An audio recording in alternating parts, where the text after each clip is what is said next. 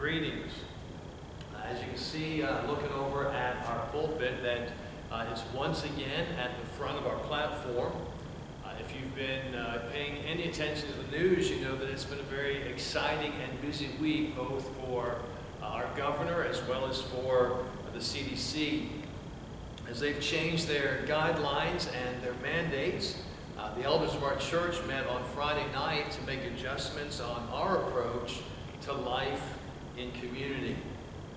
Now, as you know, from the beginning, we have sought to follow the guidelines and the mandates and even the requests of the government, in part because I believe that part of our faith has to do with our submission to the governing authorities, which you can see in the fifth commandment that, of course, starts in the home and then extends into other areas of life. You know, the governor has said that Ohio will be amending our remaining health orders to comply with the new CDC guidelines, which says that those who have been vaccinated no longer need to wear masks, while those who have not been vaccinated should still wear a mask and socially distance. What this means for our church is that our church will no longer require face masks at our gatherings. Now, you can wear a face mask. In fact, some people are still instructed by the governing authorities to do so. But it's not going to be required in our building. Here in our sanctuary, what we might call the North Hall, we have also adjusted our seating a little bit.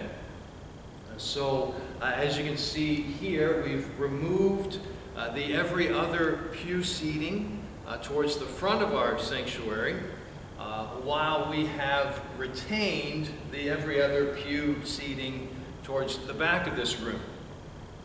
This is kind of being done in an effort to help all of us ease into this adjustment a little bit. Now, for those who are anxious about this news, let me share a few things. First of all, our God does not want you to be anxious.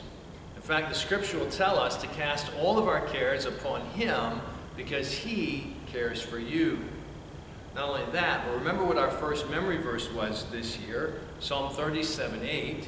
Cease from anger and forsake wrath. Do not fret. It only leads to evil doing. So it's not just the anger and the wrath that leads to evil doing, but fretting or worrying or being overly anxious also leads to evil doing. So we're not supposed to do that. Now, we have listened to the governing authorities and to the scientists who have instructed us to take these previous precautions. Now, the same governing authorities and the same scientists are telling us that the precautions are no longer necessary. What that means is that there is no reason to be afraid to gather for worship, either inside or outside. There's no reason to be afraid of gathering with the church for times of fellowship. Now, for those who are ecstatic about the news, let me remind you, there are still some limitations set by the governing authorities. And again, submission to authority for the sake of the community touches on our faith. Now, also for those who are ecstatic, remember what I said previously. Some people are still anxious. So, be aware of your brothers and sisters. Be willing to die to self for the sake of their souls. Remember, Paul said that he would rather not eat meat for the sake of someone else's soul than to go ahead and eat it, even though because he's free to do so.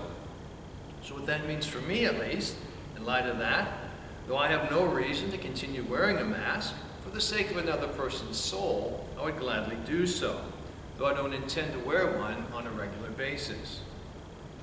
All in all, what I would say to our church, to Parsons Baptist Church, continue what you've been doing. Demonstrate love and acceptance to one another. Now, this has been a difficult year. It's been a difficult year for all of us, a difficult year to decide what to do and how to do it. But all in all, as a church, I think we've decided that we want to get along. We've decided we want to love one another. And we've decided that we want to die to self for the sake of loving one another. So keep on loving one another. And as we do so, I look forward to seeing many of your smiling faces on our next Lord's Day together.